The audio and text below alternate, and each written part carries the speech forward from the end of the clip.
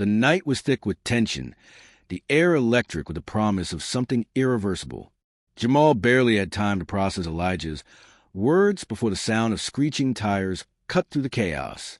Marcus was already disappearing down the alley, his dark silhouette flickering in the haze of streetlights. Jamal yanked his wrist free. I have to stop him. Elijah didn't try to hold him back. Instead, he gave a slow nod, his gaze unreadable. Then we do it together. Jamal didn't question it. He bolted after Marcus, his heartbeat drumming in his ears. He could hear Elijah's footsteps right behind him, steady and sure, like a man who had been waiting for this moment for years. Marcus was fast, but fear made him sloppy. He knocked over trash cans, shoved past pedestrians, nearly tripping over his own feet as he sprinted toward a black SUV idling at the curb. Jamal knew if Marcus got inside that car, it was over. He pushed harder, lunging forward at the last second. Bam! The gunshot rang out, deafening in the night. Jamal hit the ground hard, pain shooting up his ribs. For a terrifying moment, he thought he'd been shot. But then he saw Marcus clutching his shoulder, blood seeping through his suit. Elijah stood behind him, his gun still smoking. "You should have stayed dead," Marcus snarled, stumbling but still determined to reach the SUV. Elijah tilted his head, stepping closer. "And you should have never tried to bury me." But then, the SUV's doors flew open.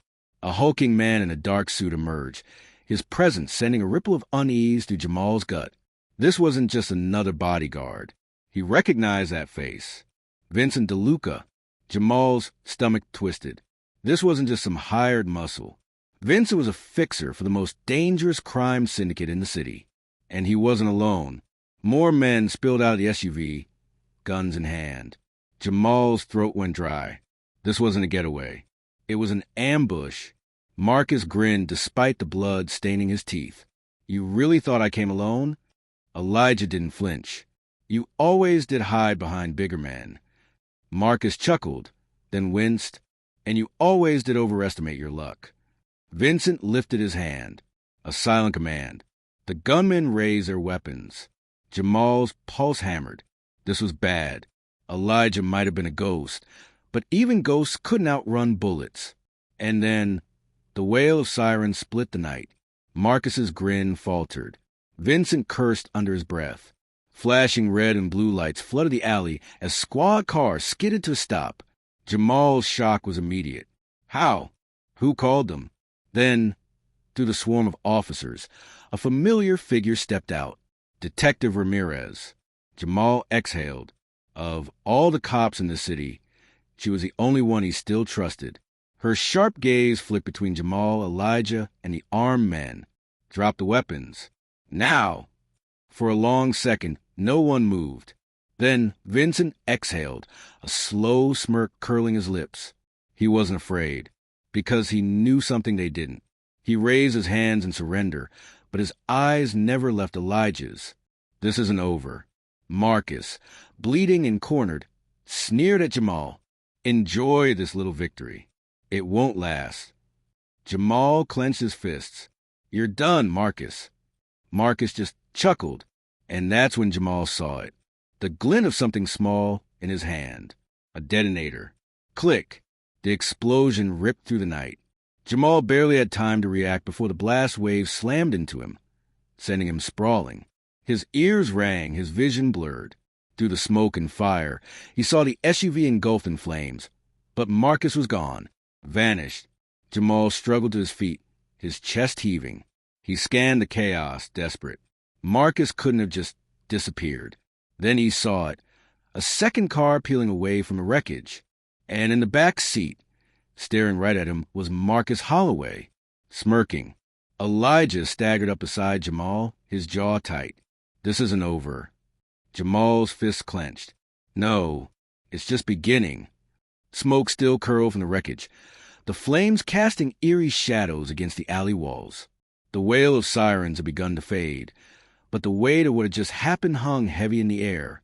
Jamal's hands shook, his breath coming in ragged gasps as he watched the black car disappear into the night. Marcus Holloway safely inside. He had gotten away. Again. Elijah exhaled sharply beside him, his eyes locked on the receding taillights. That was his backup plan all along. Jamal clenched his fists. He was never going to let himself get arrested. He knew exactly how this was going to play out. Detective Ramirez stepped forward, brushing soot off her jacket. "We have the wrecked SUV, and we have Vincent DeLuca in custody. That's something." Elijah turned to her, his expression unreadable. "It's not enough." Ramirez sighed. "Look, I get it. Marcus is dangerous, but he just made himself the most wanted man in this city. He won't get far." Jamal shot her a look. "That's exactly what we thought last time." She frowned, but before she could respond, one of the officers jogged over. "Detective, we found something in the SUV." They followed the officer to the burning wreckage, where a small, metal case sat just outside the blast radius. It was dented but intact. Ramirez crouched and carefully opened it. Inside was a USB drive. Elijah's eyes darkened. That wasn't supposed to be there. Jamal frowned. "What do you mean?" Elijah hesitated for a beat before taking the drive and slipping it into his pocket. "We need to go. Now." Ramirez raised a brow. "That's evidence." Elijah met her gaze. "That's a death sentence if it falls into the wrong hands." There was something in his voice, something that made Ramirez press her lips into a thin line. But she didn't stop him. 20 minutes later, Jamal, Elijah, and Ramirez sat in a dimly lit safe house, the air thick with tension. Elijah plugged the USB into a secured laptop, his fingers moving with a speed and precision that suggested he had done this before. A single file appeared on the screen. Project Spectre. Jamal's stomach churned. "What the hell is that?" Elijah clicked it open, and the screen filled with documents. Bank transactions, surveillance photos, confidential memos. Jamal leaned closer, his pulse hammering. Marcus wasn't just laundering money. He was tied to something bigger. Much bigger. Ramirez's eyes narrowed as she skimmed the files. "These are government accounts." Elijah nodded grimly. "Marcus isn't just another corrupt businessman. He's working with people inside the system." Jamal's jaw clenched. "That means he had protection." Elijah exhaled, his gaze locked on the screen. "And that means we're running out of time." But then the laptop screen flickered. The files began deleting themselves one by one. Elijah cursed under his breath, his fingers flying over the keyboard. "We've been traced." Jamal's breath caught. "You mean—" Bang. The door exploded inward. Jamal barely had time to react before masked figures flooded the room, guns drawn. Elijah flipped the laptop shut, his expression eerily calm. "We got company." Ramirez reached for her weapon, but a laser sight flickered across her chest. "Don't!" Jamal raised his hands slowly, heart pounding. He had seen this before. These weren't just random hitmen. They were cleaners, the kind of people sent to erase problems. Permanently, a tall figure stepped forward, removing his mask. "Vincent DeLuca." Jamal's breath caught. "That's impossible. You were in custody." Vincent smirked. "You really think someone like me stays locked up?" Elijah's jaw tightened. "Who sent you?" Vincent chuckled. "You already know the answer." Jamal's fists clenched. "Marcus." Vincent tilted his head. "You should have stayed out of this." Jamal didn't blink. "And you should have stayed in that prison cell." Vincent's smirk didn't fade. He reached into his jacket, and the lights went out. Gunfire erupted. Jamal hit the ground, rolling behind an overturned table. Muzzle flashes lit up the darkness, and the scent of gunpowder filled the air. He could barely make out shapes moving, shadows clashing in the dark. A body hit the floor, then another, then silence. Jamal's pulse pounded in his ears. He gripped the edge of the table, straining to see. The emergency lights flickered on. The room was in chaos. Bullet holes riddling the walls, bodies slumped over furniture. And in the center of it all, Elijah stood over Vincent's motionless body, gun in hand. Ramirez groaned, pushing herself up from the floor. "Is he—" Elijah exhaled. "Alive, but barely." Jamal swallowed hard. "Marcus won't let this slide." Elijah turned, his eyes colder than Jamal had ever seen. Then we finish this, once and for all. The room was a wreck. Bullet casings littered the floor, the walls riddled with holes. The acrid scent of gunpowder still hung in the air. Vincent DeLuca lay unconscious, his breathing ragged, blood pooling beneath him. Elijah wiped his forehead, his eyes dark and unreadable. We don't have much time. Jamal pressed his hands against the table, forcing himself to stay steady. You think Marcus knows what just happened? Ramirez checked the pulse of one of the masked men on the floor. Dead. She exhaled sharply. He'll know. If he sent these guys, then he's already 10 steps ahead. Jamal turned his gaze to Vincent. And what about him? Elijah crouched beside Vincent's unconscious form. He's a liability to Marcus now. He pulled out a zip tie and fastened Vincent's hands behind his back. But he's also the only shot we have at getting to Marcus first. Ramirez narrowed her eyes. You really think he'll talk? Elijah smirked, but there was no humor in it. He won't have a choice. Jamal stepped closer, still trying to process everything. The USB, the cleaners, the truth they had uncovered. It wasn't just about Marcus laundering money anymore. This was bigger, something far more dangerous. Project Spectre. The name echoed in his mind. Whatever it was important enough for Marcus to send a kill squad after them. Jamal's voice was low. We need to move. Now. Vincent groaned as he came to, blinking against the dim lighting of the safe house basement. His arms were bound behind the chair, his head lolled forward. Elijah stood in front of him, arms crossed. Ramirez was off to the side, arms tense, gun holster but ready. Jamal paced the room, his mind racing. Vincent let out a dry chuckle, his voice hoarse. You know, I have to give you credit. I didn't think you'd make it this far. Elijah didn't blink. Where's Marcus? Vincent smirked.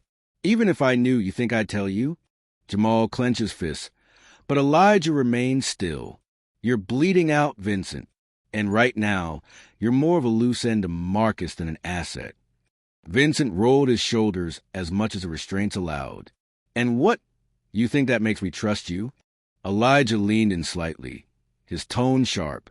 No, but it makes you desperate. Silence. Vincent's jaw tightened, but he looked away. Ramirez stepped forward, arms crossed. We found the USB, Vincent. We know about Project Spectre. For the first time, Vincent's expression changed. Jamal caught the flicker of fear in his eyes. There it was. Vincent's smirk faltered. If you really saw what was on that drive, then you should know this doesn't end with Marcus. Jamal narrowed his eyes. What do you mean? Vincent exhaled sharply. Marcus isn't the top of the food chain. He's just a piece. You take him down, and the people above him, they'll make sure you don't live to see the next sunrise. Elijah's gaze darkened. Names. Vincent shook his head. You don't get it. If I give you names, I'm dead. And not just me, anyone connected to me. Ramirez scoffed. You think you're not already on Marcus's hit list? Vincent hesitated. Jamal stepped closer, voice low. We can protect you. Vincent let out a dry, humorless laugh. No one can protect me.